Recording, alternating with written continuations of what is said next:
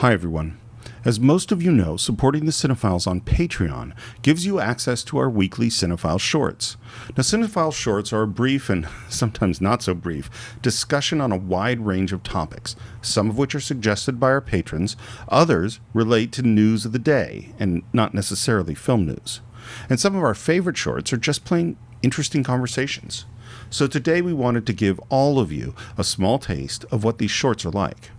Our first conversation goes way back to January of 2018, when John and I finally explained something that has come up many times on the Cine-Files, and that is the A to Z theory of relationships. Then we jump forward 2 years to April of 2020 in a discussion of what is arguably the most consistently successful movie studio of all time, and that, of course, is Pixar. Sometimes an idea occurs to us after we finish recording an episode that's so interesting we feel the need to revisit a film. And this one is called Close Encounters of the Field of Dreams. And finally, about a month ago, John and I were having a really interesting and frankly heartfelt conversation when I just decided to hit record. The result is one of the most intimate and honest things we've ever recorded, and a very true expression of our friendship. Now, this is just a small sample of the great material available exclusively to our patrons on patreon.com/thecine-files. That's patreon.com/thecine-files, and a whole bunch of Cine-File shorts. Hope you like them.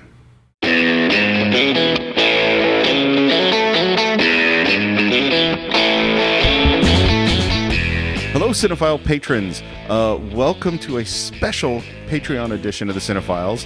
And we are here to talk about something that has come up at least 2 or 3 times in the course of the Cine-Files, and you really want to get into this. Yeah, because we keep teasing it, so it's about time we talk about Okay, and that is what has been named the A to Z theory. Yeah. So the A to Z theory is something that came up with a very good friend of mine, who I've had long conversations with over the years about relationships, and this is, I'll explain very simply what it is, which is that the A to Z theory is basically in your mind as you imagine the perfect mate.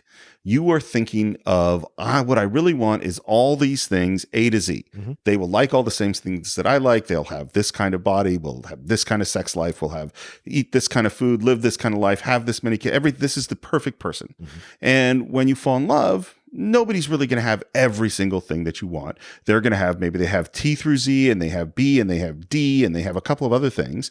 And when you first fall in love, you're so excited about those things that you love that you're not really paying it that much attention to things they don't have. And then there also might be some negative things, because everybody comes with their whatever negative baggage. And that stuff, when you first fall in love, you don't really notice it so much. Mm-hmm. But then you get into a long-term relationship, and after 2, 3, 4 years, the stuff that they have that you really love, you're used to it. Right. So it fades a little bit in your knowledge, and you really start to notice the things that you're not getting. Like, oh, they don't like going dancing, or they don't like the same kind of movies that I like, or I can't relate to them in this way or that way. And the negatives, when you first started dating, which seemed like not such a big deal, after year after year after year, you become much more aware of them. Right. And you start to notice, these are the things I have that I don't like, and these are the things that I lack. Have you been in a relationship for 3, 4, 5, 10 years? Mm-hmm. And then when you're out in the world and you meet other people, maybe they have G or M or L that you don't have in your relationship, and that you suddenly go, oh my God, this is what I'm missing. Right. And those things become really, really important. And you also notice they don't have whatever those negatives that the person you're with has, and you go, this is what I need. And of course, because you're just meeting that person, you aren't noticing all the gaps that they have or the negatives that they have. Mm-hmm. And that's basically the A to Z theory. Wow. Yeah, and I remember the first time he presented me this theory, I was knee deep in this, beginning this, what would end up being a terrible relationship for me. Right. And it was incredibly difficult starting the relationship itself. And you said it to me, and you said, well, this reminds me of the A to Z theory. And you said, well, I said, well, she's my A to Z. That's bullshit. And you were like, no, she could be your A to T, or your T to Z, or maybe your M to P, or something like this, where it isn't. And I was so mad at you. I remember we got into a fight about it because you were exposing something that I was not ready to talk about or was sensitive about in the relationship, was that I knew inherently she was not going to be the one, even though I wanted to convince myself fervently that she was, because she was missing certain things about her personality and her treatment of me that would have been most of the letters, if not all. And so I didn't want to admit it, and I didn't want to admit that was possible, right? I thought it was an excuse. And so, but obviously now it's very clear to me now, not just because of the relationship, because of the experience and getting older and understanding that this is very true. Well, and you're more of a romantic than me. Well, I was. And maybe not anymore. Trust me, not anymore. Well, and the reality is that, that those first feelings of falling for someone, it feels like A to Z. Yes, of that course. person feels like this is everything I need. Everything feels fulfilled. Right. There's a whole thing, by the way, that's really interesting in terms of the chemicals that get released in your body at different stages of relationships. And interesting. Yeah, and the first one, which if I thought about this, I might have looked up what they actually were. But the first one, that first attraction, happens very, very strongly, and it happens very, very quickly. And one of the things that happens, by the way, is that with men, it's visual and it's from a distance. Yeah. And men kind of tend to go, and these are generalizations, of course, but men tend to go, oh, I want that. And it builds very strongly. And then after sex, that chemical drops down in men. Because, and we could go into the biology and evolution of why that is, and in terms of men have lots of sperm, and their best evolutionary plan is to spread it around in order to reproduce their selfish genes. That would be the theory. And women have a very few number of eggs, and they have to protect a child and create monogamy. And so what happens is that chemical with women spikes after sex and continues to rise. And this, of course, is one of the ways that men and women are kind of fucked in relationships. Yeah. But then as that one fades, other ones, which are companionship and other things, kind of fill in over time. Right. But that first blast of attraction is like, everything that I need in the universe is being fulfilled by this person. Right. And unfortunately, it blinds you to some degree to, the long-term relationships you're not going to be 100% fulfilled. You're going to have a partnership, and you're going to learn to work together, and there's, other stuff. Yeah. Like I have this relationship with Sarah, right? Our friend Sarah. Like I can't imagine at this point a relationship coming along for me dating wise that would come close to the friendship I have and the knowledge that we have and the inside jokes and things of that nature that we've shared over 20 years of friendship. You have long-term companionship relationship. Exactly. And it would be a miracle if someone came along that could match that. Well, I think Karen and I talked about this. So my wife, she and I started dating in 91. We were both in our very early 20s, and we got married in 97. And so this is, we've been together for 26 years, 26, 27 years. That's a really long time. Yeah. And, but all of you guys that we met, you were a group of friends, and most of you were all single well into your late 20s and 30s and even 40s. Right. And it's like, that meant that the solidity and the history and the companionship of those friendships are so much deeper than the friendships I had when I started dating. And to me, like what, therefore, a new relationship has to overcome to hook up with one of you guys is a lot more. That's tough. Yeah, and I've had that experience with people I've dated who have seen our bonds of friendship within our group of friends and have been extremely intimidated. Yeah. Like I dated a girl who was 27 at the time. I was 37, 36, something like that at the time.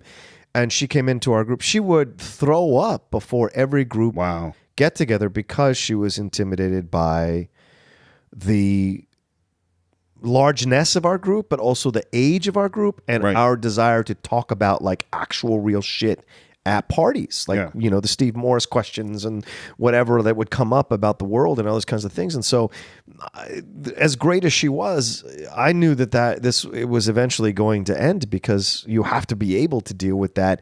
And because we've established that so strongly. So I feel at times sympathetic to these people who walk in, and I try my hardest for other people's boyfriends or girlfriends who walk into our group to kind of walk them through it and bust their balls and be a little playful with them so that they understand that they're part of the group as well.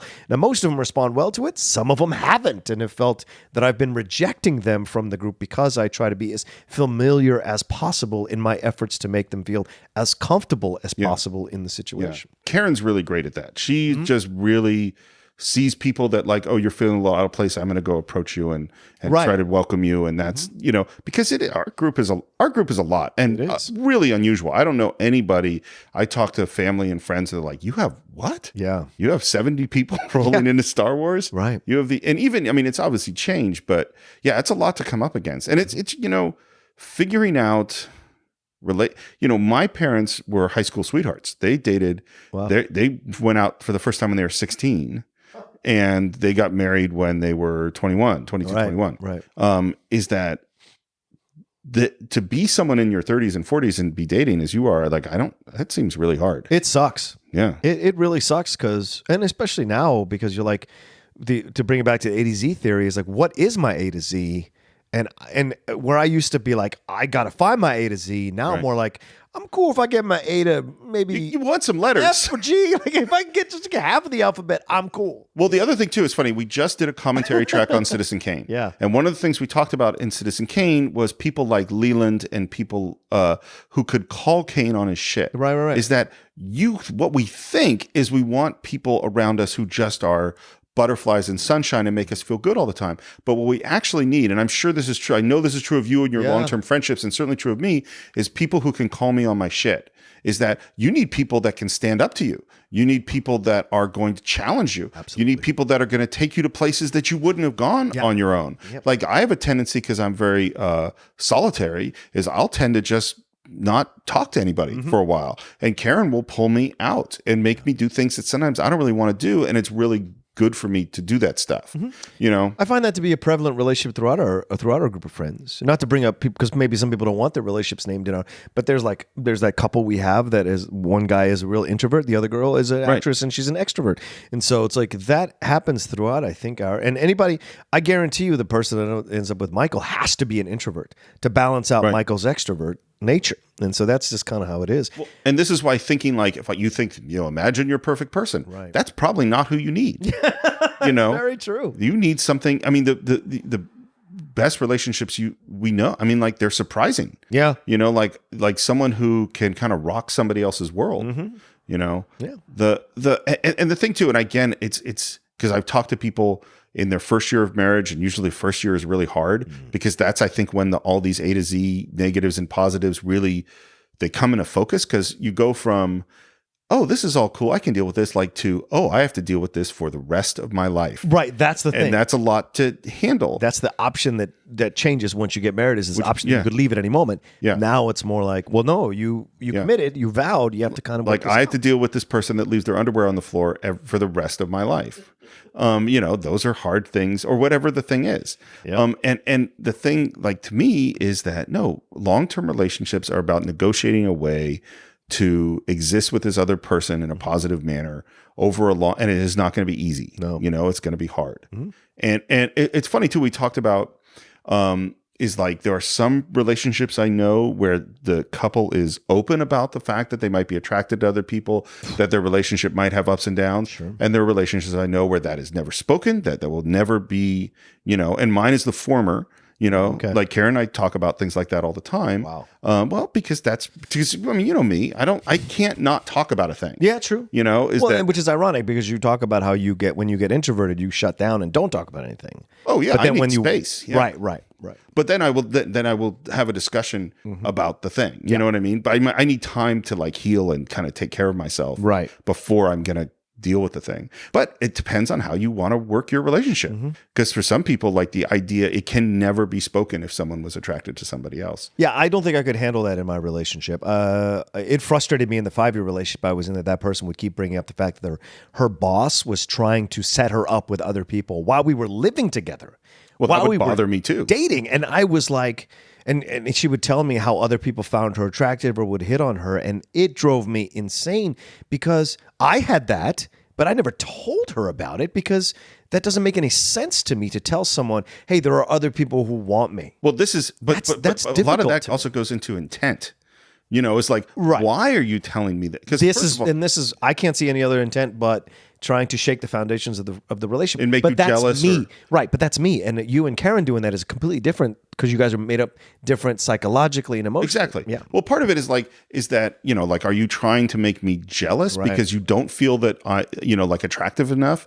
Are you trying to shake me up and make me insecure? Are you just telling me this thing happened? Right. Because part of it is, like, if you have a boss who's continuing trying to set you up, then my question would be, why are you not shutting down that boss? You're right. why is this continuing? Which is, of course, what in the end was the truth of the matter, was that she never felt 100% like she was committed to me in our relationship and could give me that commitment that I was looking for. So she allowed these things to exist. And she always couched it in like, well, I'm not going to tell my boss not to do it. And it's like, well, No, you yeah, should. If you're in a fucking should, And you're so in a relationship. You're right, exactly. And it was because she was looking for a way out. And when she found her way out, she took it. And that's and that left me pretty damaged afterwards, that I'm just now over the last couple of months finally in a place of feeling myself again attractive, feeling myself as a potential partner for someone, as a good potential partner for somebody. But I had to get over that because I had allowed that to infiltrate so much. And it was because I thought this person was my A to Z and there was something wrong with me. Right. Well, that's interesting. I never thought about that, but that's actually true. Yeah. If you have the A to Z mindset, this person is everything, and there's a problem, well, the problem must be you. Yeah, exactly. That's the danger of the thought pattern. Yeah. I mean, the thing like that I've really, in 20, 30 years of forcing myself to think about these things, because I'm a very logical person and I want to believe that everyone behaves logically. And what has taken me so long is to go, not only does everyone not behave logically, but I don't. Yeah. I mean, I am very logical in my thinking, but there's all sorts of things that I do that there are reasons that like I have, rationalized. I've come up with a logical explanation of why I did this behavior, but that might not be why I did that behavior. Right. And that people do things that are, so in acting, about these terms, the objective and super objective. Right. And an objective, for those of you who don't know, is this is what I want in this scene. Mm-hmm. So I want to get the gun. That's my objective. And the super objective is the thing I want in the whole story. Mm-hmm. So I want to become famous or whatever it is. And one of the things I always ask my writing classes, and this will get to a point, is when I talk to my students is it possible that someone's objective could be in direct opposition to their super objective? So the thing that they want within the scene is exactly works cross purposes to the thing they actually want in their life. And a lot of them say, no, that's not possible. It's like, no, that is possible. Yeah. It happens all the time. We constantly do things that are self-destructive or like our ego needs us to do this thing. And we just watched Citizen Kane. Yep. It's a perfect example of someone who is continually working against their own super objective. Their super objective was to be president and to be this really important person. And then he's doing all these self-destructive things, right? And humans do that stuff all the time. Right. And you hear this theory that if you allow yourself to hook up or have one night stands or pick up people in bars and then claim you're looking for a relationship, you're doing the self-destructive impulse that may keep you from finding a relationship. Right. If you stopped yourself from doing those things and only focused on finding people you wanted to be in a relationship with, then you might achieve your super objective more quickly than you would focusing on what's in front of you. And so that's an interesting theory. Like I have a couple of friends who really believe that. I don't know if I 100% subscribe to it, but that's certainly a theory that is out there and being taught by people who are relationship experts. Well, you remember my chemicals that I was talking about? Yeah. And that the guy, when he has sex, that chemical drops down. So what happens is the chemical that keeps you in the relationship is this companionship sort of long-term one. That builds up fairly slowly in a guy, builds up fairly quickly in a woman. This is, again, huge generalizations about people, but that's tends to be how we work chemically. If you have the one-night stand, you're not going to have the time to build up the other chemical. Right. So the key is that to not actually have sex for a while is in order to have that first chemical stay up there while the companionship builds up. So when you finally have sex, that does it, and the other one drops down, you have something else that's replaced it. Yeah, and I think that's what was inherently powerful about the situation with that girl, because we spent a year and a half building our relationship while she was ending her marriage. We would have conversations on the phone. We would send emails to each other. We would have these conversations on the phone where we would have essentially phone sex. And that's how we built our relationship, through that, without physical interaction. And it wasn't until a year and a half into the situation that we finally had a physical, or a year into the situation, and a year and a half into the actual physical interaction, that we started to have that stuff. But we had built all that up ahead of time, so that when it happened, it was actually pretty glorious. Of course, yeah. And for a while, until things started to fall apart because of the guilt and everything that she felt about it and all that.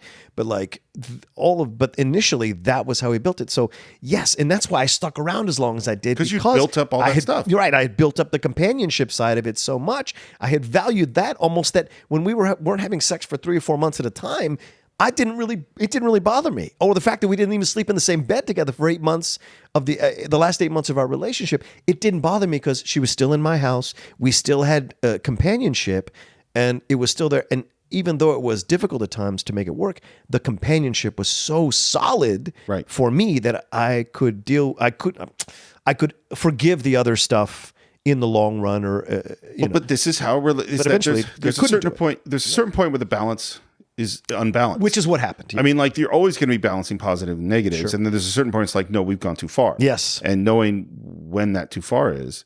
Yeah. And by the way, I don't know if you remember, but the actual thing that we fought about, because you kept saying that she was A to Z, and I said she can't be. She's married. Right. You know, that was the thing. You know, it's like, if she had everything, she would not have a husband. Right. That's what you got so mad at me. Well, and because she was ending the marriage and she was divorcing him, but you ended up being right because she stayed. Because at that time she was telling me, I'm out of this relationship. I'm going to divorce him. And then I found out she had been lying to me about a number of things. Including that she was still having sex with him when she told him she wasn't, including that she had told him she wanted to divorce, but had started going into marriage therapy with him, and essentially lied to him that. So she was playing both sides, because she was so incredibly insecure, and she was telling you one story, she was telling me one story, a different story, right, and she may have been thinking when she was telling me the story that she was telling me what she really thought or what she really wanted to do.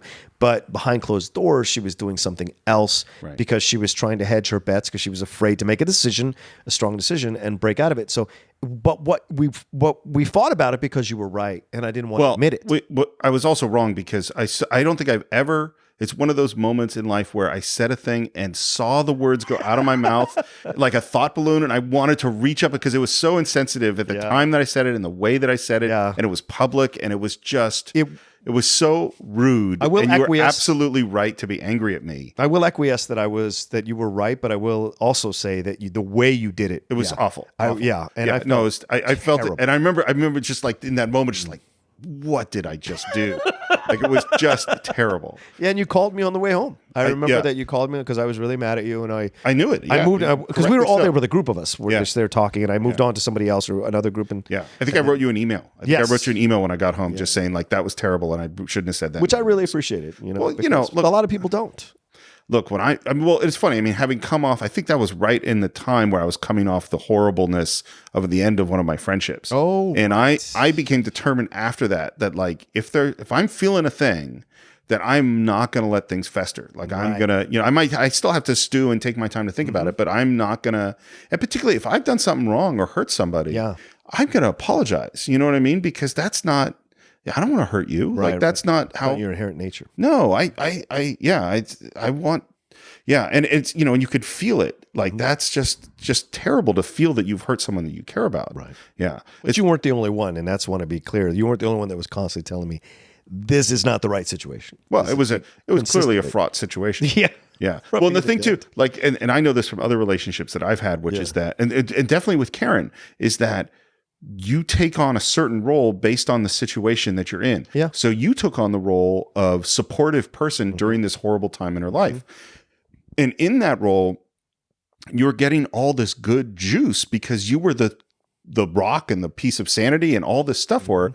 And that warped the relationship for when she was now without that guy. Right. Because how do you, and what happened with Karen and I spent 2+ years pursuing her. Yeah. So I was always in the weak position and she was always in the powerful position.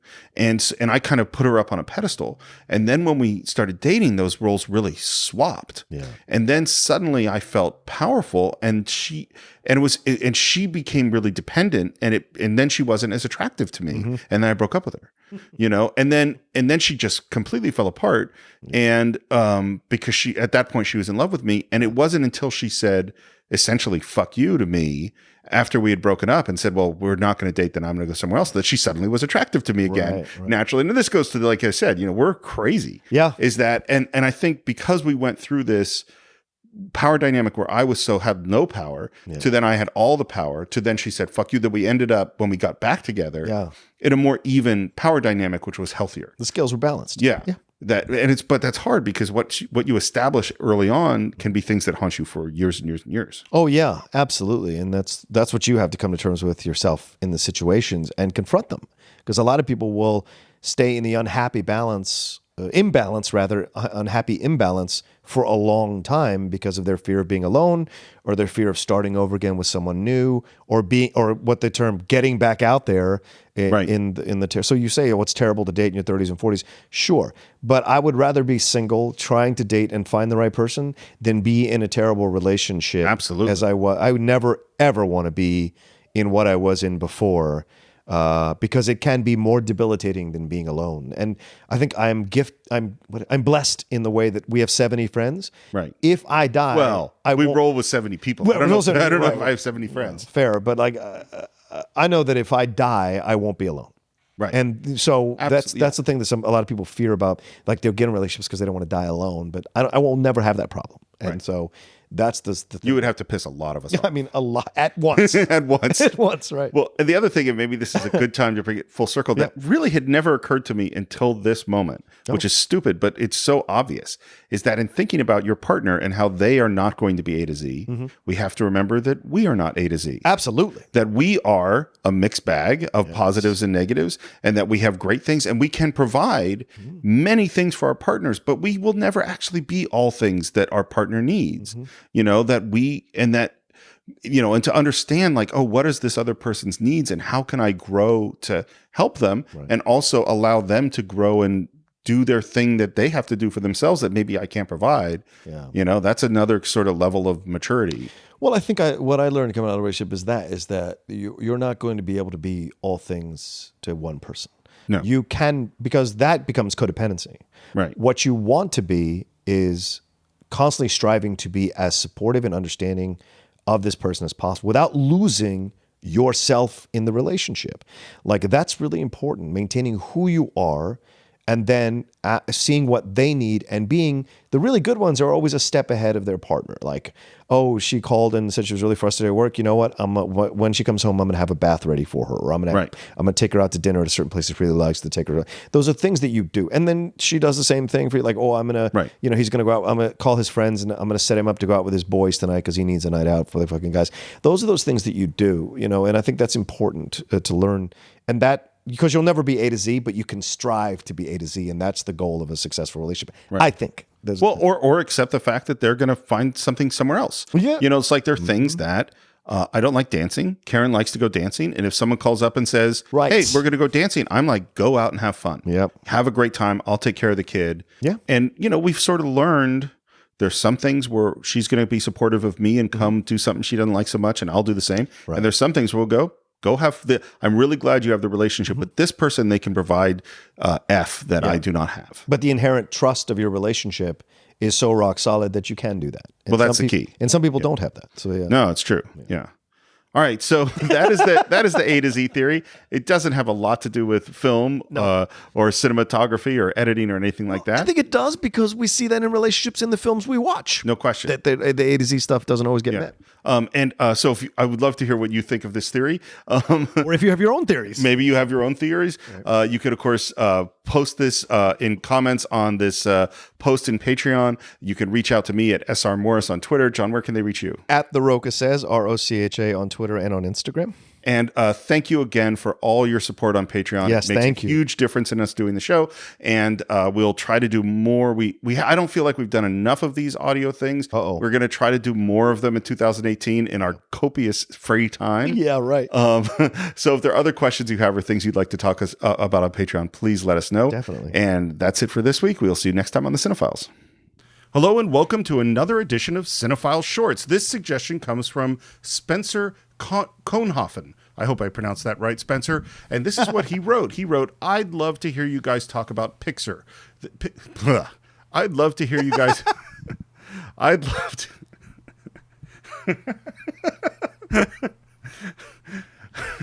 So would I. Let's talk about Pixar. I guess now I have to leave that in. It's always the mess ups that are funny that I have to leave in. In fact, there's one in Hunt for Red October that there's one horrible mistake in Hunt for Red October where I called the submarine a helicopter. And this is what I literally did. I know, Spencer. I'm digressing from your topic, but here's literally what I did. So I was talking about the special effects, and I said that they showed the helicopter going through the smoke when in fact it was a submarine. I spent 20 minutes trying to find me saying the word submarine that matched the vocal tone of the helicopter. And so I could cut it in and not have that mistake be there. And after 15 minutes, I couldn't find one. And I was like, damn it, I just have to leave this horrible mistake in. Damn it, Jim. And the other one was I couldn't say the word. I don't remember. There was a word I couldn't say. And then it ended up being funny, so I left it in. So what Spencer actually wants us to talk about is not Pixar, but his Pixar. And he says they largely define this era of modern 3D animation, and I would love to hear your thoughts about Pixar as a whole, as well as their individual movies. I like Pixar as a whole, and I like most of their individual movies. So there you go. Yeah. Well, good. All right. Well, thanks for listening, everybody. Thanks a lot. No, I would agree. I mean, Pixar has just revolutionized animation for people like me who didn't go and see a bunch of animated films anyway. Like I'm not like our friend Michael Vogel who goes to see anything animated and what have you. For me, it has to have a certain kind of adult vibe to it or a more mature approach to subject material. No matter what it's about, the approach has to feel a little more adult or mature for me to go and enjoy it a majority of the time. And Pixar has certainly done that from the beginning, because Toy Story is about the idea of, you know, being replaced by someone who is shinier and flashier and newer and younger, and what you have to confront within yourself about that, and what stories and narratives you make up in your mind that might not actually be happening as a result of this, and how you have to find your way back to who you are and embracing who you are, and that has value as well. And then you look at something like Finding Nemo, which is about father-son relationships. You look at Inside Out, which is about a daughter relationship maturing into and dealing with her emotions, and all of that goes into it. And then you look at something like Up, which has an older man losing his wife at the tail end of his life, and how he has to find a way back to heal from that loss and embrace his life again and find new hope. So there's so much. Even Ratatouille is about like this idea of following your dreams, even though everyone else tells you you're not good enough. And so there's so much that is fantastic amongst these Pixar animated films, and their look and design and animation is revolutionary. I'm sitting here struggling with like how to put my thoughts about Pixar in order, because I don't know if there's a better run of films from any director, studio, filmmaker ever in the history of movies. Nothing rivals Pixar. And even I would say, I mean, I remember for years, and you and I had these conversations of like, when is Pixar going to have a miss? And Yeah. I don't think they really, I mean, like there were some movies that were maybe less great.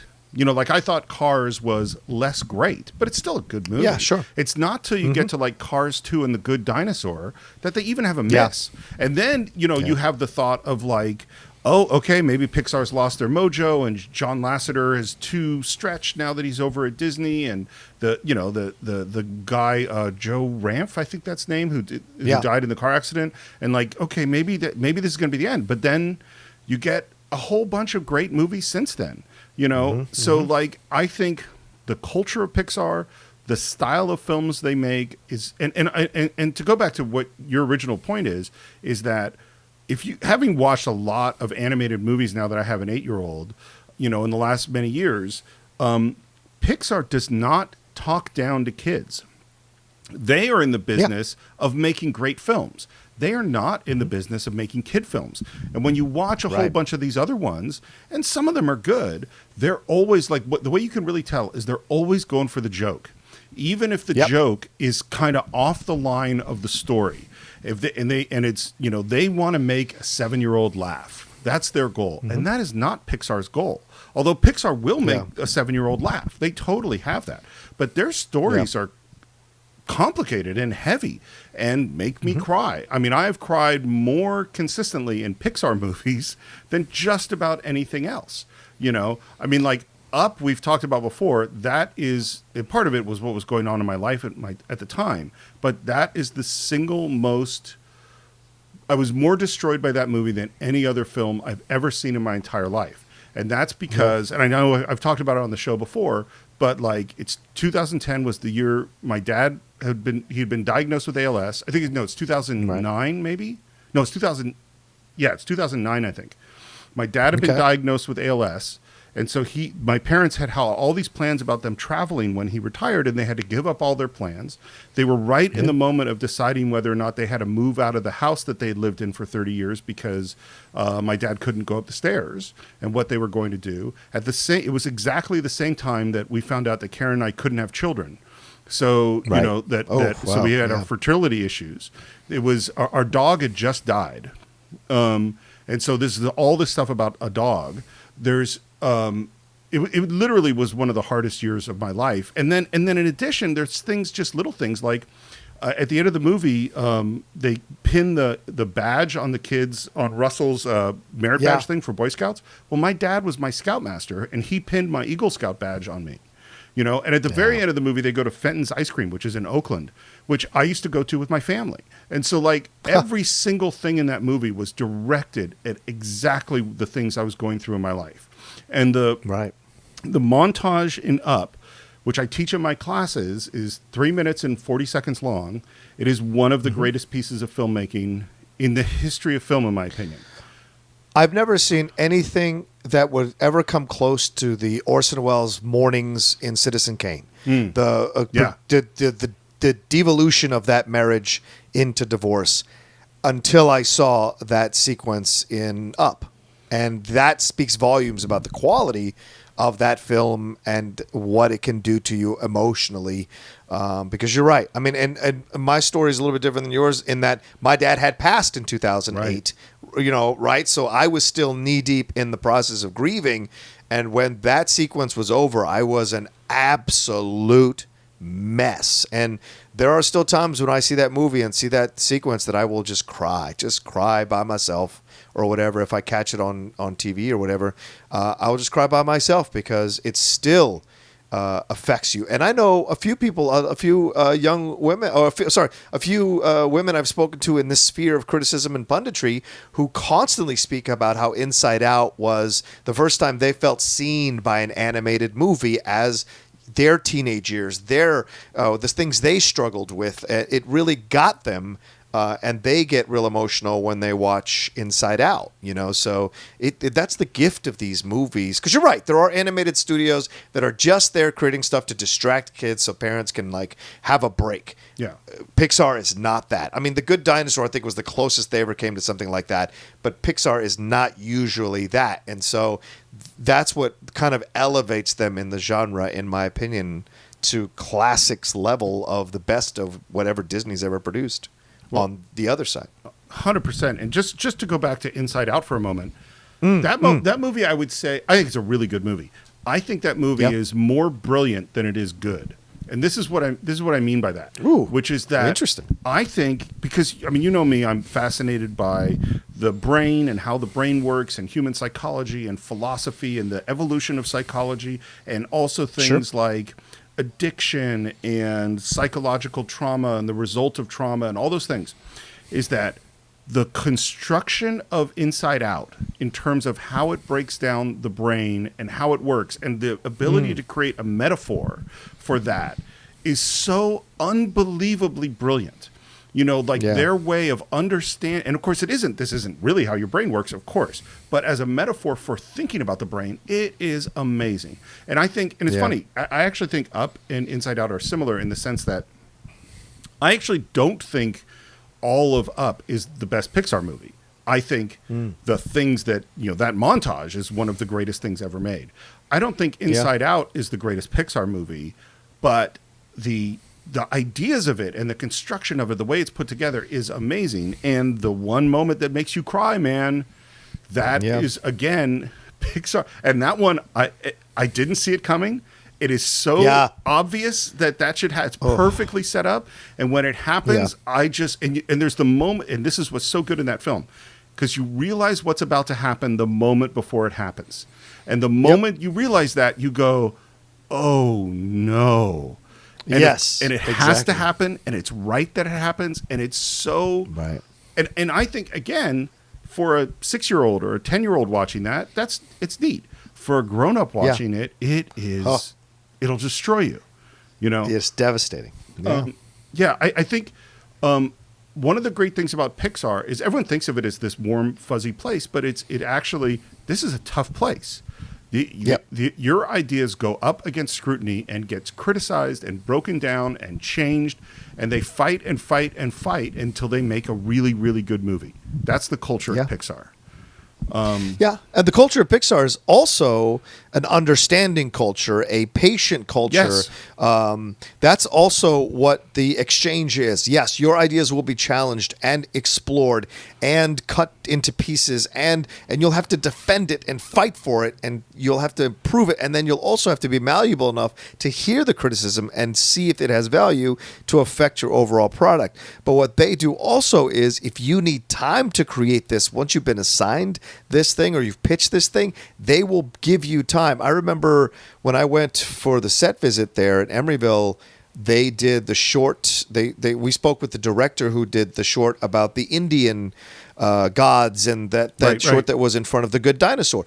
He said they gave him an entire year. They sent him away for an entire year, and he spent that year like traveling to India and reading all these books and doing all this stuff and talking to his dad and his family who were from India and all this. So they gave him time to explore and create and bring this all back and then pitch. And that's just for a short, for God's sake. So you do get, like Steve said, you do have to kind of, endure that kind of thing.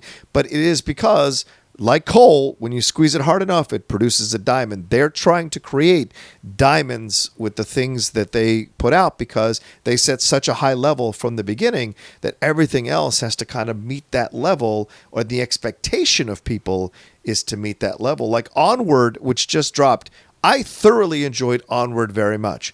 But it is not at the artistic level as some of their other films, but the emotional content is just as powerful. Yeah, Onward is not my favorite, but there's that moment where there's a thing that happens where I go, oh, this is what this movie is about, and it's really great. Right. Back to your point, I'm really glad you said it, which is that, yes, it is a harsh place, but it is also an incredibly supportive place, because I think the thing that they knew, Ed Catmull and John Lasseter, in founding Pixar, is that they knew that their most important resource was the talented people that were working at Pixar. And so what they did was give those people the support to grow as artists. And this relates, I really think that they studied Walt Disney, because one of the things that Walt Disney, I mean, obviously they studied Disney. Lasseter was a Disney animator. That's where a bunch of them came out of, and the CalArts program where they worked under the 8 Old Men and all that stuff. So of course they studied Disney. That's a ridiculous statement. But the specific thing I wanted to say is that one of the things Disney did was that he continually had education for all of the people that were working under him. So they would have life figure drawings. They would film, like if they knew something was coming up in their next film, they would get actual film of it to study the way fabric moved, to study the way these animals moved, to study. They would have workshops on the technology, because what Disney wanted was to continually improve the art form. And you could see exactly that stuff with Pixar. Like one of the things they always do, there are all the great shorts that come out before the Pixar movies. And what they've done lately is just what you've described, which is to give a short to a young talent to help them come up. Like we're molding our future directors. The other thing they do is they push technology. So before Nemo, they knew they had to do water, and water was really hard. So they do a short that has water in it. Before Incredibles, they knew they had to do humans. And so they did a short where they did humans, which are really hard to animate. So they're continually trying to push the process, and they have this thing where, and we talked about this when we did The Incredibles, that the creative side is continually pushing the technological side, and the technological side is continually pushing the creative side. And that also is fostering a lot of advancement and creativity. Yep, absolutely. And that's where the gift comes, is this constant desire to match what has come before. And, and they're never satisfied. And that speaks volumes to success. You're never satisfied, and I love that. And you get great voice performances, and you get great actors who want to come and create these characters and work with these animators to create these characters and leave a legacy in Pixar in so many ways, you know. And we're not going to get into the Lasseter thing because that's not part of the question. Right. So the question is, what is the enemy? What is it? And that's the legacy, I think, of Pixar. And we'll see now as it transitions out of the Lasseter era into the Pete Docter era, into these other eras, the people who are running it, and if they'll be able to match the quality of what had come before, we shall see. And I think, Steve, you make a great point. This run, hardly any studio or creator has ever had a run like this. Maybe Tarantino to a degree, maybe Billy Wilder to a degree, but Pixar really consistently owned it for quite some time. So we'll see if they can continue it. Yeah. Two last things I wanted to say. The first Sure, is, sure. If you want to know about Pixar, the book Creativity Inc. is not only an unbelievable book written by Ed Catmull, the founder of Pixar, but it is one of the best books about managing the creative process that I've ever read. In fact, I'm kind of going, man, I should read that again. Like it's so good. There's so much to learn there. And the other thing that I wanted to say is that there's two general ways that projects get developed in Hollywood.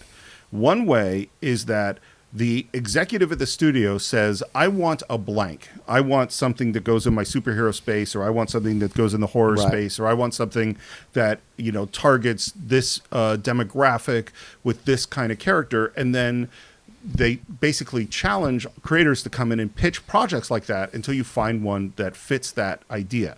And that then the executive giving notes is constantly criticizing or molding or firing the writer or firing the creative team and bringing in new people to please an external idea. Like, I want the audience to be this group of people.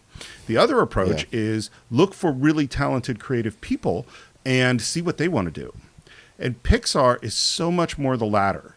And I think that's part of, because if no studio executive would say, yeah, we're going to do a kid's movie about an old guy who attaches a bunch of balloons to his house. It's like, or we're going to do a kid's movie about a rat who wants to cook, or we're going to do a kid's movie about, you know, inside a young girl's brain.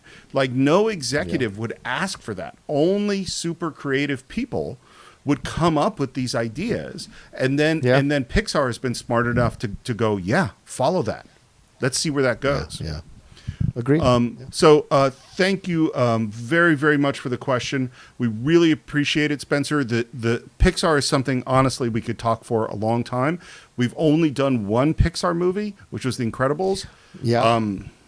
I do another one. There's so many I want to do on the Cine-Files. Yeah, absolutely. Yeah. So I'm down. Stay tuned. Hopefully we'll have more Pixar movies coming down the pike, and we'll definitely see you next time on Cine-Files Shorts.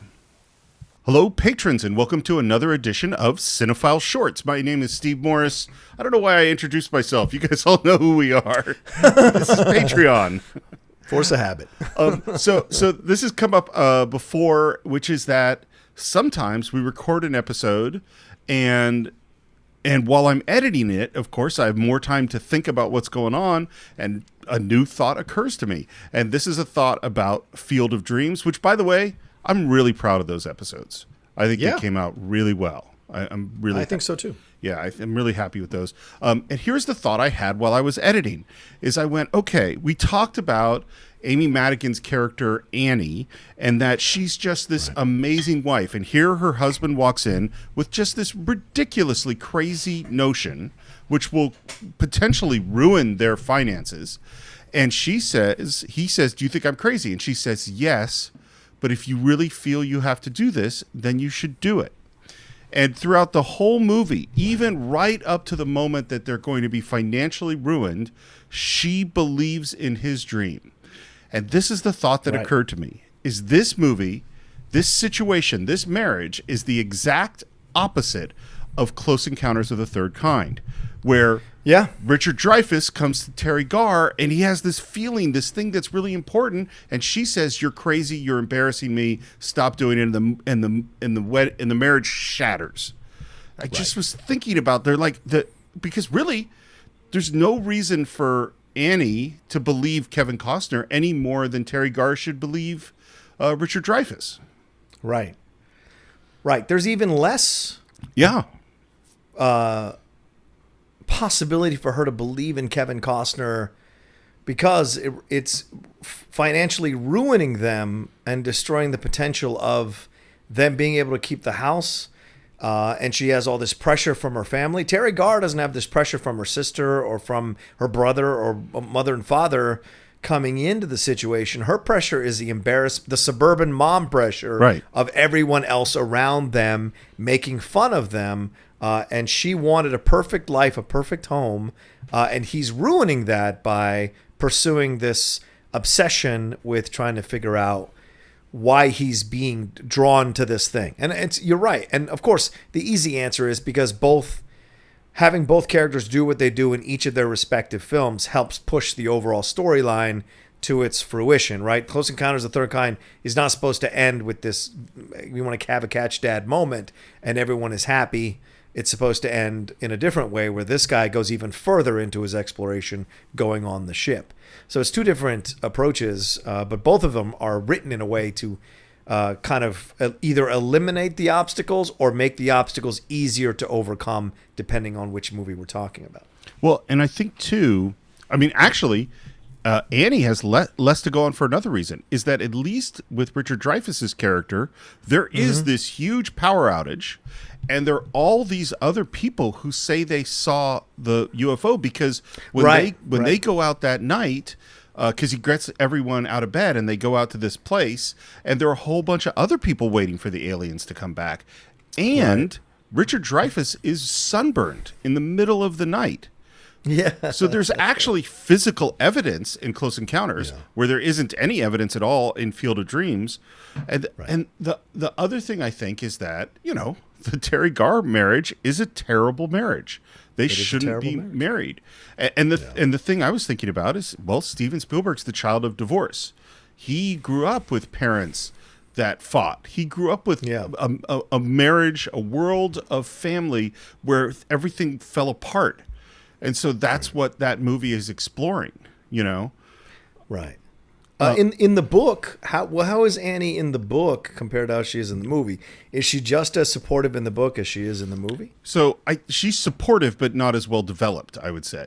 Okay. Because the whole hippie thing isn't there because the book is, 10 years earlier. So they're not Berkeley hippies. And the scene of her going up against Beulah, that's not in the book because the character is J.D. Salinger and they don't have to introduce this character of Terrence Mann. So she's less filled out, I think. And I was just thinking about, I remember when we did the podcast with Mance on Close Encounters, and we were talking about the moment where he's in the shower, he's in his clothes, and Dreyfuss is so good in this scene, and he says, I'm really scared. I'm really scared right now, and please, and he even goes like, I think, please, can you hold me? Can you just be with me? And she yells at him and walks away. Yeah. And to me, that is just one of the most brutal rejections I can think of in film.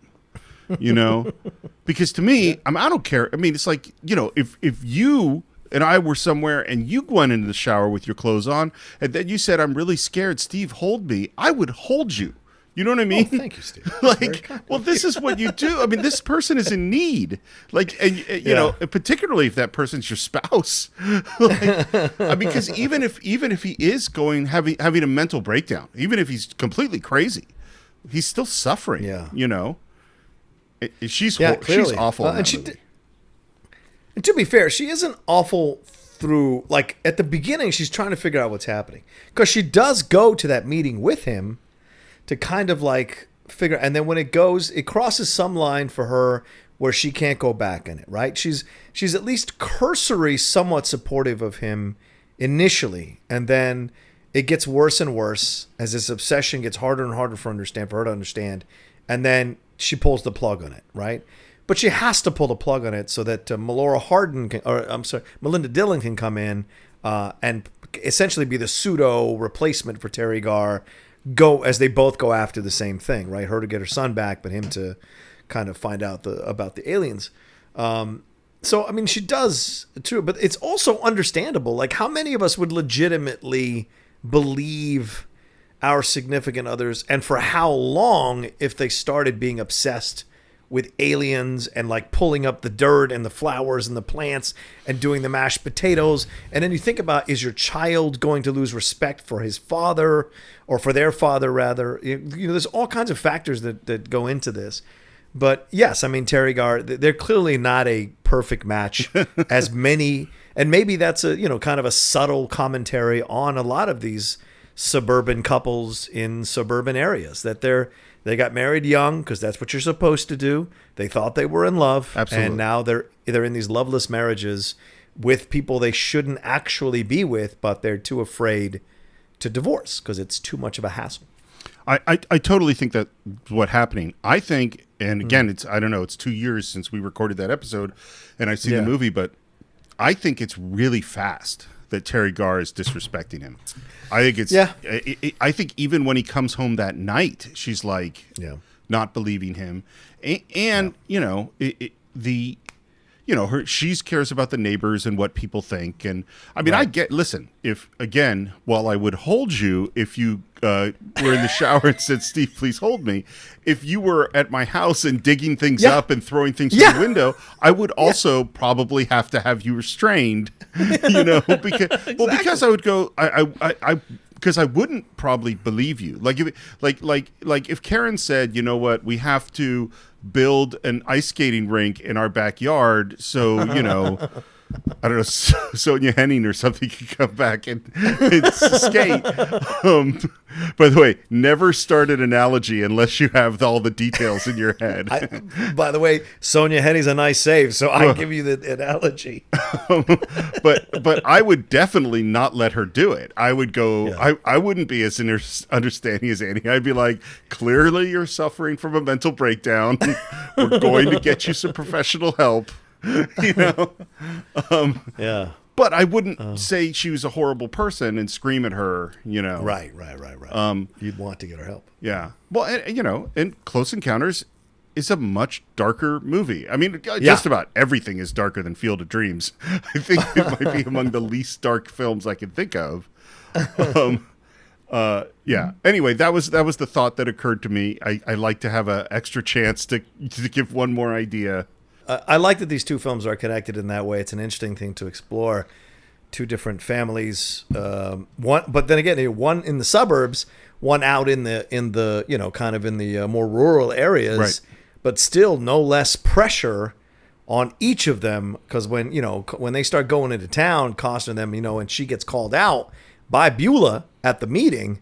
So clearly people know and people have been talking. So although one rural, one suburban, still feeling the neighborhood pressure of the lunacy of what each of their men are doing. And to be fair, though, I want to make this clear just to balance this out. It isn't like Dreyfuss is the easiest guy to get to like and love and whatever. No. I mean, he seems from the beginning when he's out there picking out the movie for the kids, he seems completely disinterested in his children. So I think this guy hasn't been happy in that marriage for quite some time, and maybe she suspected it too. Well, and frankly, he at a moment's notice, without sending a letter to his kids or calling them, just gets on an alien spaceship and leaves Earth potentially forever. That's true. He is not number one dad of the year, Dreyfuss.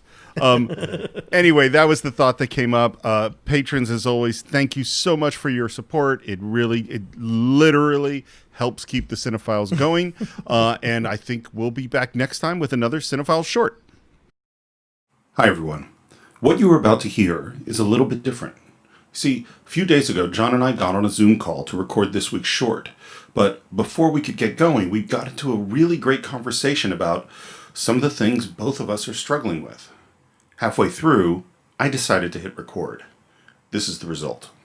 It hasn't happened yet. And the guy being interviewed, I think it was one of the players, one of the lesser players, and he said, I asked him one time, I said, how come you don't worry about these things? And he goes, how can I worry about a shot I haven't taken yet? And my mind was like it just was like, yeah, why be so afraid of missing when you have no idea what's going to happen? So play in the moment. And so I just it kind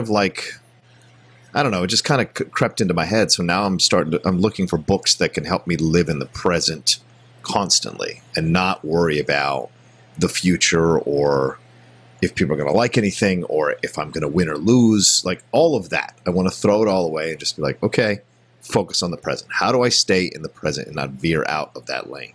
And still plan for the future, but just how do I stay in the present, you know? So I hit record about 2 minutes ago. Okay. Because I thought what you were saying was so great, and we don't have to do anything with it. It's totally up to you. But I actually think this is a great conversation if you want to keep going. And sure, as a Cine-Files short? All right. So everyone who's just tuned in, what you just listened to was John and I were just talking as we do. It's because, we get together and we talk right before we start a recording, and we were talking about both of our struggles with, I would say, the balance between wanting to be liked and fear of not being liked and creating the way who we are, being who we are. Right. And that's like a really hard balance to strike. And what John was saying was so interesting to me that I just was like, you know what? This is a great conversation. So I think about this being the moment thing all the time. Because, I mean, if you're going to pick which one of us is more in the moment more often, I think it's you are way more in the moment than me. Maybe that's not true, but that's how I feel. I think I create my life so I have to constantly be in them, or I have to be confronted with situations to stay in the moment versus, I don't know. It's just different. Like your life is constructed in a way. You've got your wife, you've got your child, you've got the things you're building. We're doing here on the Cine-Files, the book you're writing, the classes you're teaching. Those are all things that you're in control of for the most part. Not only in control, like you demand it or anything like that, but I'm saying, you're very much like you have a strong say in it, right? I put a lot of things out there that I hope people will like, that I hope people will cheer for, that I hope people will watch. And so it's a constant battle. It's a constant struggle of like, well, are people going to be into it or not? Like I've done less reviews on my movie channel, on my YouTube channel, because people say, yes, we want to hear what you think. And then I record it and I think it's not as good as I would like it to be. It's not as good as it's been in the past.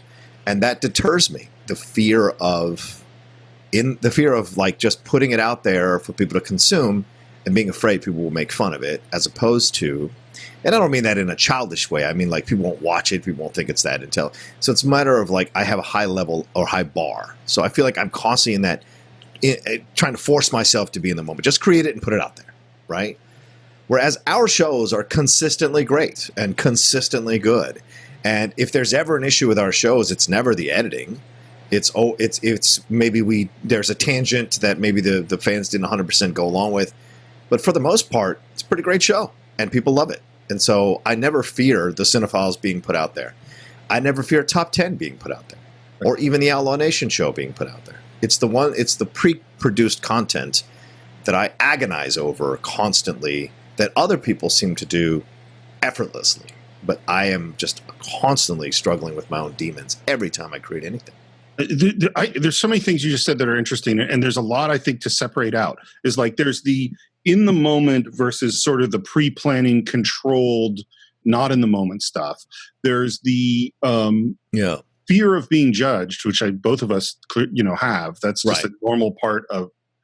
And then there's also well, I'll put it this way: it's like I think a lot of this stems from the fact that you're an actor and I'm a director. Is that you're in the moment. That's your best. As an in the moment person. I would argue with the idea, and maybe this is true, but you said, some people do this, it's just with ease, these pre-produced things. Right. It seems like it. But frequently, a lot of the things that we see that look like they were done with ease are because it was really, really hard and they worked really hard to get it. Like Michael Jordan looks like he plays with ease. Right. But he's practicing. But he's practicing. Right. Like and it's funny too. I was trying to explain to my class once, and maybe this will relate to what you're talking about, of the difference between improv comedy and not improv comedy. Is that when you go to see an improv group and you give them the suggestion that you're in an office building and someone wants this and this is the situation, and then they improv and it's hilarious. Part of what you're enjoying is the fact that it's live. Yeah. Is that if someone did that joke and you didn't know it was improv, it actually wouldn't be funny. It would look really shitty. Mm-hmm. You know what I mean? Yeah. Is that what you do when you come on Outlaw Nation is different from having to do a pre-produced thing. You know what I mean? Because it's like you're live. That is what it is. When you tune into a pre-produced thing, the set of expectations are really different. Yeah. And for me, like I think it really, because I actually think some of this insecurity drives me. Mhm. You know, is that is that I felt judged or that I failed or whatever it was, and maybe particularly as an actor. You know, I'm an okay actor. You know, you are a far, far better actor than I am. I can do it within a certain range, but everyone else was kind of better. And what I learned was like through the directing thing, I can be in control of doing it again and refining it and refining it and refining it. And then the editing thing, like it's very nice that you say you always feel comfortable with the editing, but editing doesn't have to happen live. Right. Exactly. Yeah. I get to a spot in the Cine-Files and I go, shit, I have no idea how I'm going to deal with this. Right. But I'm confident enough now because I've done it for so long that like, I'll figure it out. Like I have this piece over here and this piece over here. And you and I went on a weird tangent and I really want to take out the weird tangent, but the pieces don't quite fit together. And how do I fit them? Maybe I can bridge it with a quote or maybe I can skip ahead in some way. But it's a thought process of redoing and until I go, all right, now it's working, you know? And for me, what like my thing is I like both is that because I'm so fucking in my head all the time and because I'm just agonizing over little tiny details, like, is this right or is this right? I'm good at that to some degree, you know, in preparing the show or in editing or preparing a class. That agonizing over things is part of what I'm good at. Yeah. But I need in the moment shit. Yeah. You know, that's why I did martial arts for years. Directing, you have to be in the moment. Right. You prep and prep and prep. But when you're on set, the clock is ticking. There's so much pressure and that you can't, if someone comes up and just says, well, should I do it like this or like this? You got to go like that. Yeah. You know, and then there's a disaster over here and you just got to deal with it. You can't be, and so in those circumstances, or when we're recording the Cine-Files, I'm actually not fearful. The fear goes away because I have to be in the moment. And the same reason I do martial arts. Like in martial arts, you can't, you know, someone's throwing a punch at you, you just have to move. You can't think about things. And so getting that, my brain that I'm so fucking trapped in all the time to turn off is so important as a part of my life, you know? And this is what I'm saying to you that I need to learn because last week, look, I know, and this is for some of you who are listening, maybe you're Schmodown fans. This is what I compete in, right? I no longer go out and do auditions for acting or anything like that. And I might start going back out, to be honest with you, because I just took new headshots. But even then, I won't feel the same way I did 10, 15 years ago. But like something like the Schmodown is such an unknown. And I was facing a guy last week who I've never beaten, and who rattles me because he's unknowable. What he knows, he knows. What he doesn't know, you have to discover if he doesn't know it in the course of a match. Like, it just surprises you. So almost every other match I can walk into and I'm like confident I can get the job done. But every once in a while, my mind will sabotage me if I don't get enough sleep. Oh, yeah. If there's something I didn't study. So the night before the match, I was so confident the day before the match. I was just like skipping through the whole day. Like, I'm ready. I'm so ready. I'm ready. And I woke up the next morning and I felt like I didn't get enough sleep. Then I couldn't roll over and get that extra hour or two that levels me because my head kept saying, you're going to lose, you're going to lose, you're going to lose, you're going to lose. And it just says it. And I don't understand how the mind can sabotage you in this way. How something you can control, how can the thoughts come in? Where is its source? And how do I deprogram that source from saying negative things over and over again and make it say positive things over and over again? You know, and it's something I talk about in my show is to tell people like, inspire yourself, push yourself, find your way through it, take little baby steps towards your ultimate goals because those mean something. But in this situation, I couldn't get myself to level out. I tried going to the mall to walk around, and all I did was thinking about, you should be studying, you should be studying. Why aren't you studying? You should be.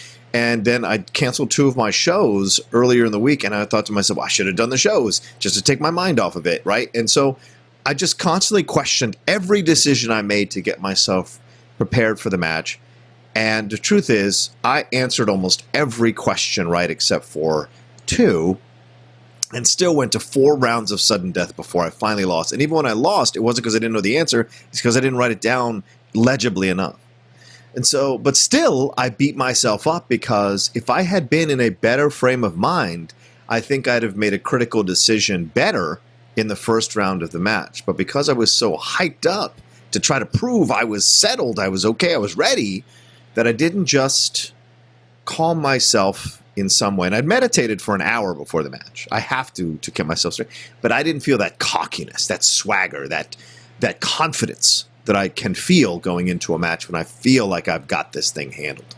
And I was mad at myself that I didn't prep myself correctly to get myself in that place mentally. And so those are those things that I'm like, I want to be okay even if I haven't done that. I want to be okay to walk into a situation and know I got this, you know? And so that's the reason it persecutes me is because it's a rarity when those moments come up, yet they seem to be critical moments that linger inside me to beat myself up about. The negative moments. Yeah. Okay. I think I might be able to help you a little bit with this. So the first thing, it just not help you to win the game necessarily, but maybe a different way to think about it. I like this.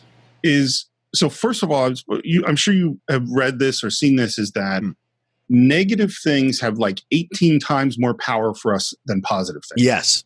Okay. So if I told you 17 ways that I think you're awesome and gave you one criticism, what would you walk away thinking about? Yeah, it's the criticism, of course. You think about the criticism. So, and part of this comes from, they believe, from evolution, is that the threat of the saber-toothed tiger is so big that you have to deal with. It's way more important than finding, hunting and gathering and finding a little root that you need. Yeah. And so that negative thing is magnified because it's really, really important that we deal with that. But we don't deal with saber-toothed tigers anymore. We deal with losing one question in the schmodown. Right. It still takes on this big thing. So one thing to think about is what actually happened based on your description of the game, not how you felt about it, is that you played an amazing game against your absolutely toughest opponent and only just lost. Yeah. That's what happened. Which I've never experienced in the schmodown. Usually when I've lost, I've played terrible games. Yeah. And what you're seeing is the moment that you lost. Yeah. You're beating yourself up for this tiny percentage, and you're not seeing the huge game where you played great. That's the first thing. Second thing is you look at, the idea of being in the zone, and that concept. And clearly, when you walk in with a swagger, you're in the zone. Yes. And it feels, and sometimes when you and I record a show, we're in the zone. Or sometimes, they're just moments. Sometimes when I'm teaching, I'm in the fucking zone. I'm in the groove, and everything's working. And that feeling is so great. And what's so weird is, like, I remember I was bowling one day, and I'm a totally inconsistent bowler and fairly bad. But there was one day where I was just strike after strike. I had 4 strikes in a row, and then a spare, and then another strike. And I'm like, right. Shit. And the thought I had is, bowling is so easy. And then the next time I bowled like an 88 or something. Right. I'm going like, I remember that it was easy. Why can I not get from here to there? And it's extremely difficult to put yourself back in the zone. And there are a couple of reasons why. There's been a lot of research on this lately that's really interesting. The first thing, you said something at the very beginning, you said, why is my brain, which is this thing I can control, why can I not get this stuff? Well, the first thing is, you can't control your brain. That is not a correct statement. And one of the things to remember, because this is stuff that fascinates me, I read a lot about it, is that our brain is divided up into a bunch of sections. And the section that we think of as our mind is the frontal cortex. It's one piece of the brain. That's when you're having thoughts and you're thinking about shit. You're going, I got to do this and I got to do that. That's the frontal cortex working. And that is the part of the brain that is the one thing that is completely different from every other animal. So if you look at apes, their frontal cortex is like a little tiny walnut, and ours is really big. Yeah. But here's a circumstance. This is one that will happen to me. I'm not going to eat any more French fries. No way. I've made the decision. I've had enough French fries. 30 seconds later, there's French fries in my mouth. What's happened here? Is that the part of your brain that decides it wants the French fries is not the frontal cortex. It's a different part of your brain. One of the metaphors that someone describes is that it's like a little man riding on a tiger. Mhm. And so the little man's got these reins and he goes, I'm totally steering this tiger. But no, the tiger is steering the little man. And you're using your frontal cortex to explain why you did that thing, to rationalize it. Right. Here's a great experiment. This is a scientific experiment. It's one of my favorites of all time. So they did an experiment where they gathered a whole bunch of people and they said, okay, we're going to do this experiment like grad students or something. We're going to give you a number and you need to remember the number.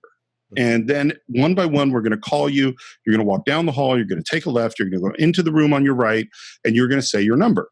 And everyone goes, okay, I can do that. And to some people, they said, your number is 3. And to other people, they said, your number is 8749632. Okay. And so the people that have 3 are going 3. And the people that are going 8749632, I think that's what I said before. Yeah. 8749632, 874, and they're trying to remember it. Right. And then they go, okay, John, it's your turn. And you go down the hall, you take the left, and there in front of the door is a person with some food. And the person with some food says, John, thank you so much for doing this experiment. We just wanted to say thank you. We got some fresh fruit, some slices of apples, and we got some chocolate cake. What would you like? Overwhelmingly, over 70% more of the people with the big numbers took the chocolate cake, which is actually the experiment. The experiment had nothing to do with memory. Right. And here's why, is that your frontal cortex is the thing that said that it will decide not to have chocolate cake. Yeah. That is being occupied by trying to remember the big number.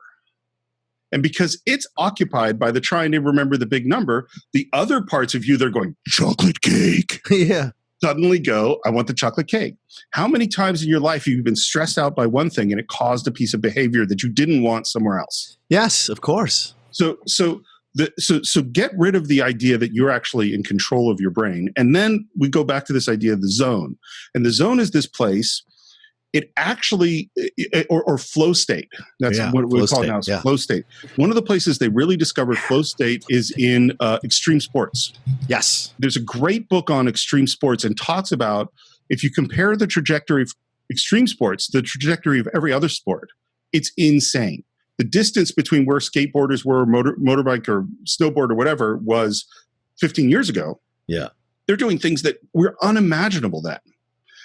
And whereas a sprinter is only, 1% faster than they were 20 years ago, or something like that. Well, part of it is when you do these dangerous things, it shuts down the frontal cortex. The frontal cortex can't operate at those speeds. So there's a martial arts teacher, one of my favorites, Walter Murias, and his quote is, feeling is faster than thinking. Is that when you're in a physical thing, you're playing a basketball game, you can't think of, I'm going to move my hand 3 inches higher to do this and this and this. Right. The variables are too complicated. And so part of what you have to do is not, and this is why meditating is a smart thing, is you have to shut off your frontal cortex in order to get into flow state, in order to perform at your top level. Right. And that's why athletes and all sorts of competitors have shit that they do that's weird before the match. And they didn't know that eating the whole chicken or that wearing the underwear with the garters like in Bull Durham or whatever it is, they didn't know why that worked. They just knew that they did it and then it worked. And part of it is if you wear, like there was the moment in Chariots of Fire where Ian Holm gives, what's his name, the medal, the necklace. Yeah.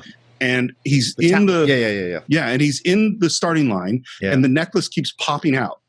And he puts it back in. And what I said was, I wonder if Ian Holm did that on purpose, because that moment of the thing has popped out and put it back in is going to take Harold Abrams out of his frontal cortex. Yeah. He's going to have this moment because he can't, because what's he going to be thinking? This is the moment of my life. Everything depends upon this moment. And if he's thinking that, is he going to have a better race or a worse race? Right.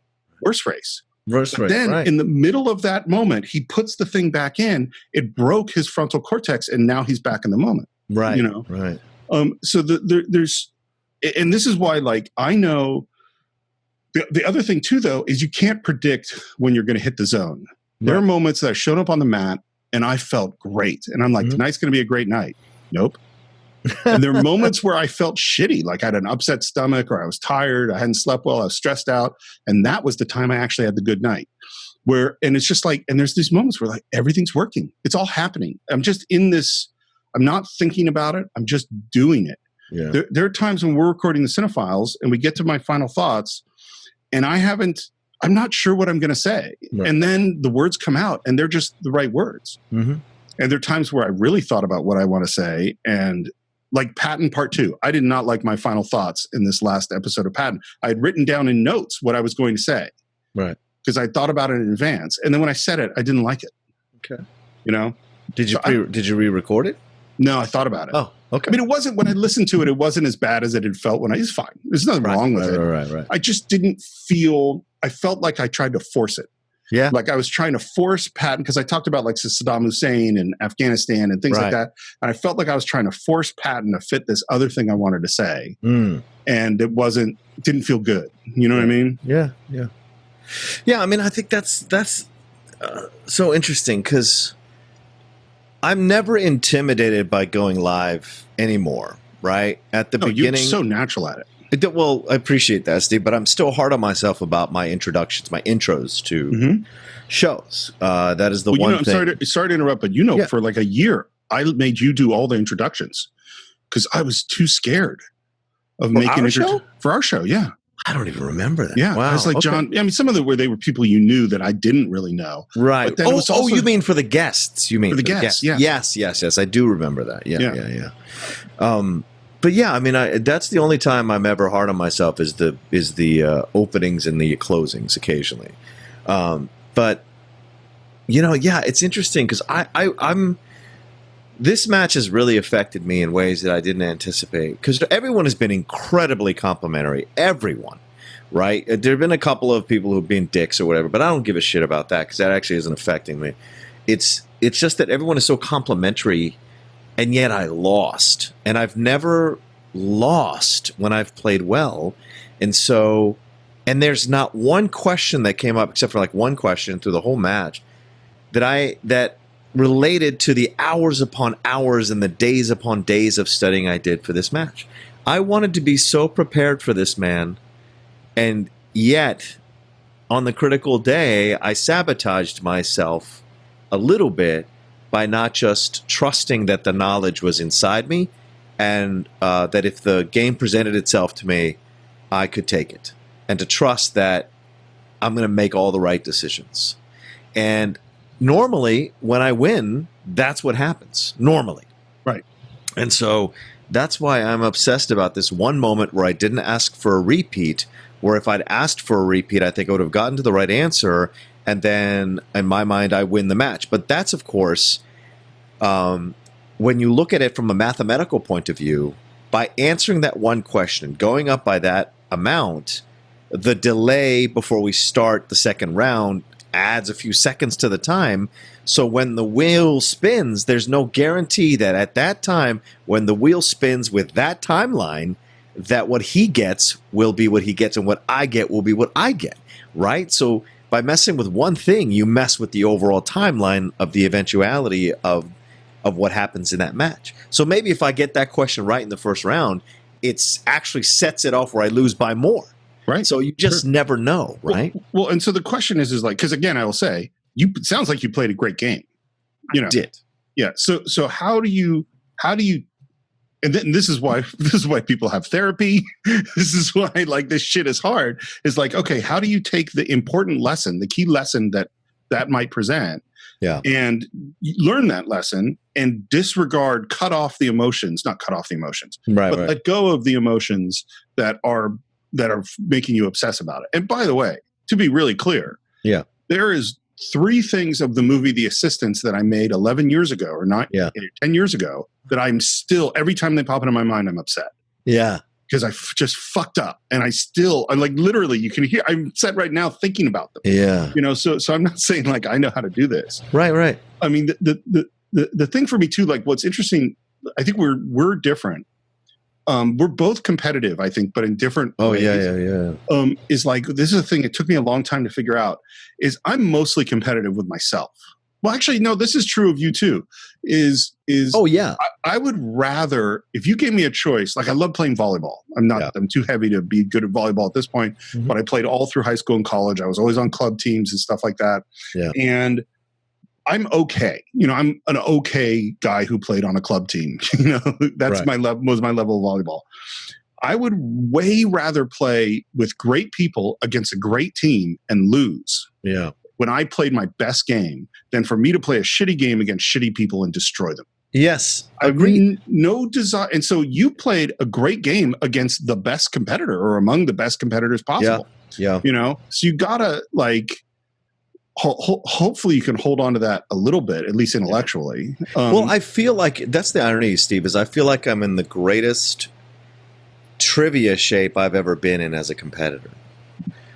But look, someone has to lose and someone has to win. And sometimes it's not, it's like on the waterfront. It wasn't my day, kid. And it just wasn't my day. Wait, are you saying you threw the match? No, I'm saying fine. I'm saying I had a moment where I would normally have asked for a repeat on a question, but decided to save it just in case, and then it never really bore fruit at the end of the match. So I regretted the decision. But once again, how can you know what's going to happen? It's a question of inches. You know? It is. Absolutely, and that's what haunts me because it was fourth. It was 4th and 7 in the second quarter. Yeah.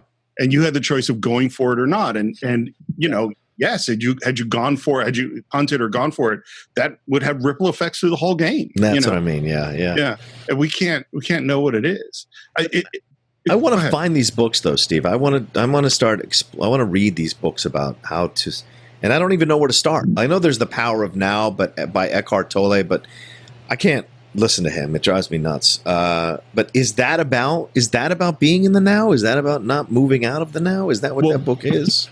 I have not read it. That's okay. I read a lot of books, but I have actually never read that one.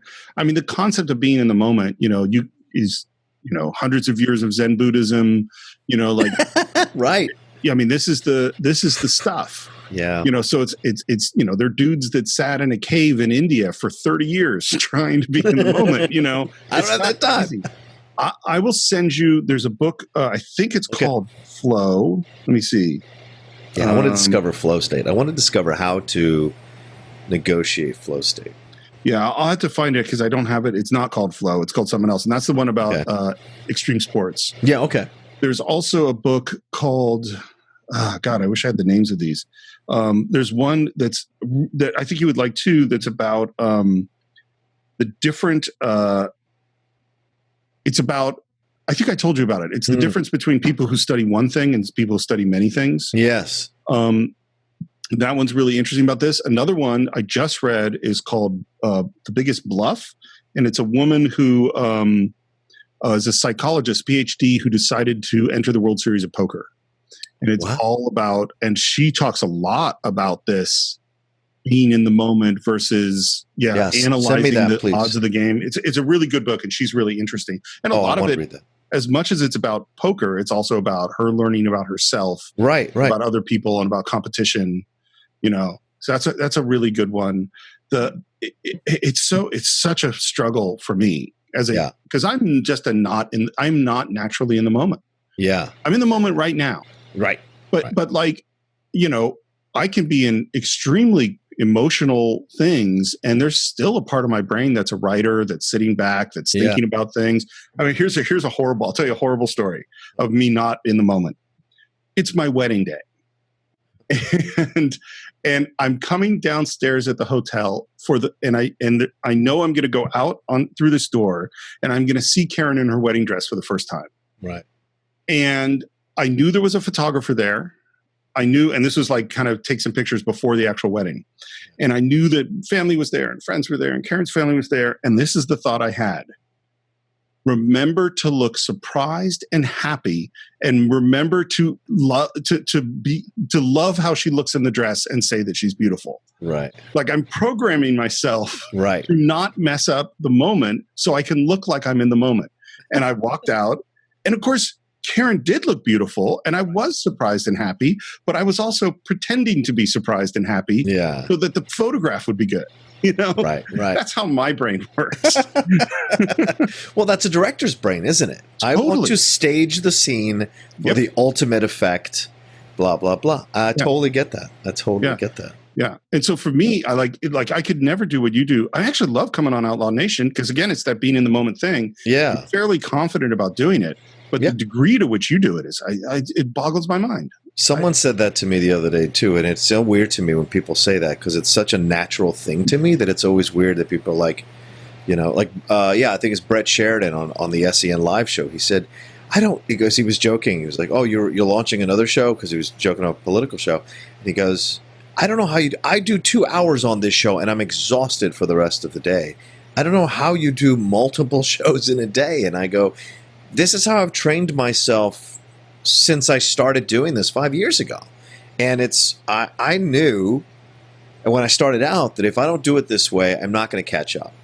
And then I discovered that I actually enjoy this because I actually do like talking with people. I like conversing, and actually I'm not exhausted by conversation.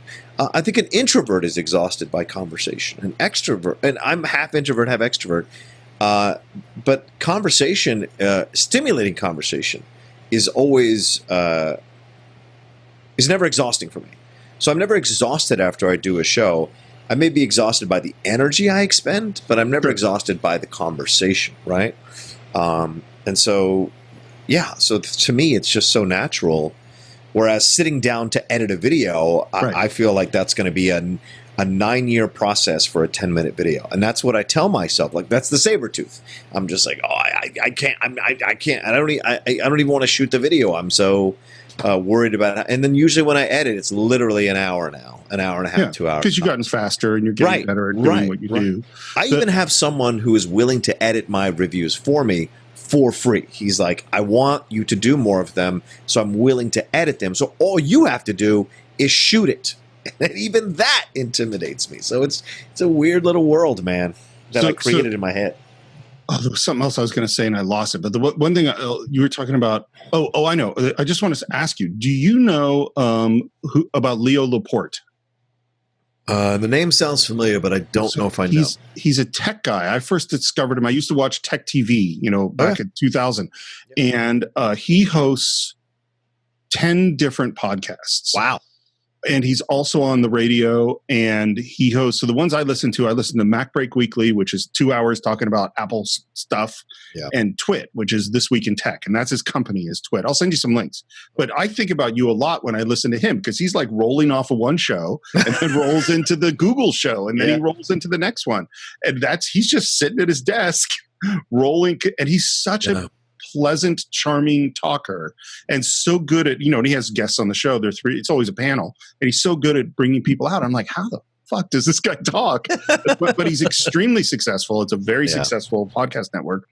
And then the other thing you were talking about, I know what it was, is I think part of why the pre-done stuff is scary is because you're so good at the other stuff. Yeah.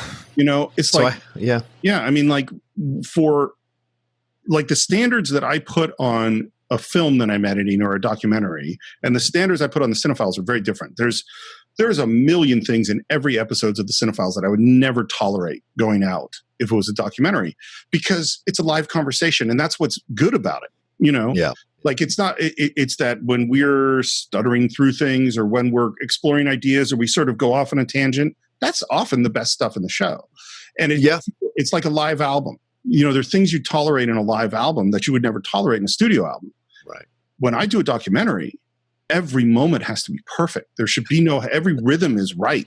There's no hesitations. There's no ums unless they add to the story. Everything must be focused and tight. And I'll go over it over and over. Yeah. Well, if you look at a cut of it's usually 25 or 30 versions of a scene.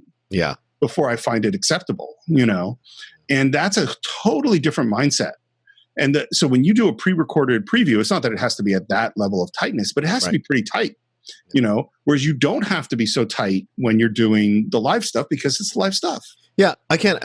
When I record the rare times when I record the preview for our show, you don't know how many takes. It's like 60 takes sometimes for a 2-minute fucking thing. And I mean, Lindley's heard me yelling at myself constantly. You can talk naturally all the time. Why are you stumbling over this? Why are you messing up words here? And it's because in my head I'm like, once I get a minute, see the difference. And once I get a minute in, I'm like, don't mess it up. Don't mess it up. You're a minute in. Don't mess it up. That's what comes to my head. So when you talked about earlier about the bowling, how when you bowl 3-4 strikes in a row, you know what I'm thinking? I'm not thinking bowling is easy. I'm thinking, okay, when am I going to fuck this up? Don't fuck it up. Yeah. Yeah, that's literally what I think in those moments, right? And the same thing when I'm playing the Schmodown. I'm getting all these questions right, and I go, when am I going to mess up the question? When am I going to mess? Instead of just staying in the place of like, okay, let's see what's next. Instead, it's more like, oh God, when am I going to fuck this up? So first of all, and in spite of that, I still won 4 titles. Of course, send me four visions. I'll put them together. Like you're just so. So, of the preview. So with okay, you might have the illusion that I record previews in one take. I don't think I've ever gotten through a whole preview without messing up. It's usually 3 to 4 starts minimum where I start. Yeah. No, that was terrible. Start terrible. And then once I get into a good rhythm, I will, like in this last one that just went out, there's at least 6 things where I stopped and started again. So I have one recording where I'll go, Patton is a movie about blah, blah, blah, blah. Patton is a movie about blah, blah. Patton is a movie about blah, blah, blah, blah. And I'll say it 3 times in a row, and then I'll just take out the 2 that were bad. Right. And because I'm an editor and I have a good ear for it, I kind of know how I'm going to be able to fit them together as I'm saying them. Right. But I never get through it perfectly. I never in my life. So all right, fair. Good to know. If you hit if it's like a one mess up, just stop and start from where you go back a sentence and start from where you messed up. I'll fix it. It'll take me 30 seconds to fix that. You'll hear the exclamations. Sure, whatever. Motherfucker. That's what editors do. I mean, there's so many times doing interviews because we talked about this recently because of our 200th episode coming up.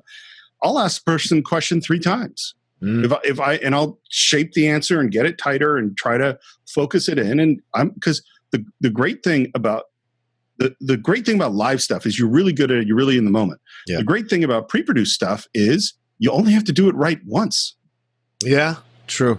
And with the editing, well, the other 5 times you fucked it up, nobody ever gets to know about those things. That's true. Nobody gets to see it. So there's a freedom in that too. Yeah, good point. All right. Well, what has this been? A Cine-Files medium, I think? I think this has been a medium, but I think it's a really good conversation. I'm glad I hit record.